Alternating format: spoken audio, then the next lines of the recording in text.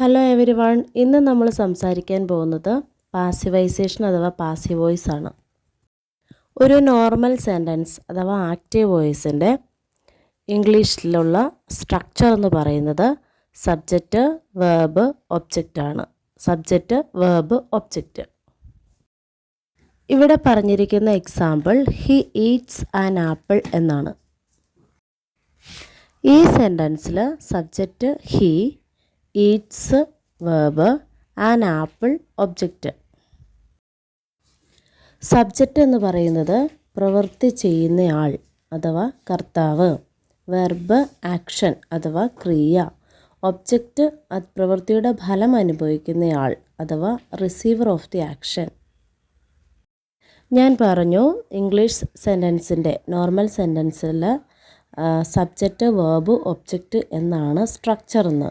എന്നാൽ passive വോയിസിൽ object ആദ്യം വരികയും വേർബ് രണ്ടാമത് വരികയും സബ്ജക്റ്റ് ലാസ്റ്റ് വരികയുമാണ് ചെയ്യുന്നത്.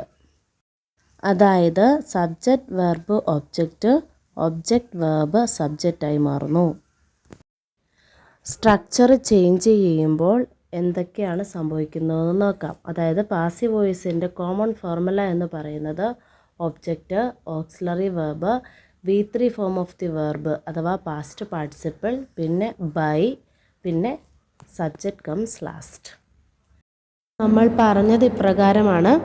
പാസീവ് വോയിസിൻ്റെ ഫോർമുല എന്ന് പറയുന്നത് ഒബ്ജക്റ്റ്, പിന്നെ ഒരു ഓക്സിലറി വെർബ്, പിന്നെ വെർബിൻ്റെ മൂന്നാമത്തെ ഫോമായ പാസ്റ്റ് പാർട്ടിസിപ്പിൾ, അത് കഴിഞ്ഞ് ബൈ, പിന്നെ സബ്ജക്റ്റ്.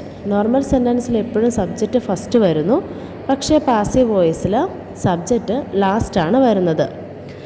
ആകെ 12 ടെൻസ് ആണല്ലോ ഉള്ളത്. അതിൽ 7 ടെൻസിന് മാത്രമേ പാസീവ് വോയിസ് ഉള്ളൂ. അതിൽ നമ്മൾ സിമ്പിൾ പ്രസൻറ്റ് ടെൻസിലേക്ക് പോവുകയാണെങ്കിൽ അതിൻ്റെ ഫോർമുല നോക്കാം. സിമ്പിൾ പ്രസൻറ്റ് ടെൻസിൻ്റെ ഫോർമുല ഇങ്ങനെയാണ്: object plus is or are plus V3 plus by plus subject. അതായത് ഹി ഈറ്റ്സ് ആൻ ആപ്പിൾ എന്ന് പറയുകയാണെങ്കിൽ an apple is eaten by him, is eaten by him.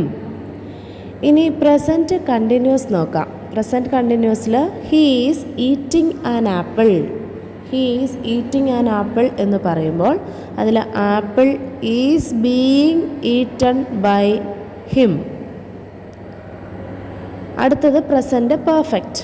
Present പെർഫെക്റ്റിൽ he has eaten an apple എന്നാണ് sentence എങ്കിൽ an apple has been eaten by him. അതുപോലെ ഇനി simple past, he ate an apple was eaten by him. അടുത്തത് past continuous, he was eating an apple was being eaten by him. അടുത്തത് past perfect. Past പെർഫെക്റ്റിൽ he had eaten an apple had been eaten by him. Simple future, she will eat an apple will be eaten by her. നമുക്കിനി പതുക്കെ ഓരോ എക്സാമ്പിളായിട്ട് വിശദീകരിച്ച് നോക്കാം. ഒന്നാമത്തത് simple present. ഞാൻ പറഞ്ഞത് ഇപ്രകാരമാണ്: ഒബ്ജക്റ്റ് ഫസ്റ്റ്, ഓക്സിലറി വേർബ്, പിന്നെ V3 form of the verb, by, പിന്നെ സബ്ജക്റ്റ്. അതാണല്ലോ ഫോർമുല. സിമ്പിൾ പ്രസൻറ്റ് ടെൻസിൽ ഞാൻ എക്സാമ്പിൾ എഴുതിയിരിക്കുന്നത് ഹി ഈറ്റ്സ് ആൻ ആപ്പിൾ. അപ്പോൾ ഇതിൽ നിന്ന് നമ്മൾ എന്ത് കണ്ടുപിടിക്കണം? ഒബ്ജക്റ്റ് കണ്ടുപിടിക്കണം. ഇതിൽ ഒബ്ജക്റ്റ് ഏതാണ്? An apple. ഇനി അടുത്തത് ഓക്സിലറി വെർബാണ് വേണ്ടത്. പ്രസൻറ്റ് ടെൻസിൽ ഒരു സിംഗുലറായ ഒബ്ജക്റ്റ് ആണെങ്കിൽ, സിംഗുലർ ആയിട്ടുള്ള ഒബ്ജക്റ്റ് ആണെങ്കിൽ ഈസാണ് ഓക്സിലറി വെർബ് കിട്ടുക. അപ്പോൾ ഇങ്ങനെ മാറുന്നു: ആൻ ആപ്പിൾ ഈസ്. ഇനി നമുക്ക് വെർബിലേക്ക് നോക്കാം. വെർബ് ഈറ്റാണ്. ഈറ്റിൻ്റെ മൂന്നാമത്തെ ഫോമാണ് ഈറ്റൺ, പിന്നെ by him. An apple is eaten by him. ഇനി പ്രസൻറ്റ് കണ്ടിന്യൂസ് നോക്കാം. പ്രസൻറ്റ് കണ്ടിന്യൂസിൽ ING form of the verb ഉണ്ടാവും. ING form of the verb ഉള്ള സെൻറ്റൻസിൽ പാസീവ് വോയിസിലേക്ക് മാറ്റുമ്പോൾ ബീയിങ് ചേർക്കണം.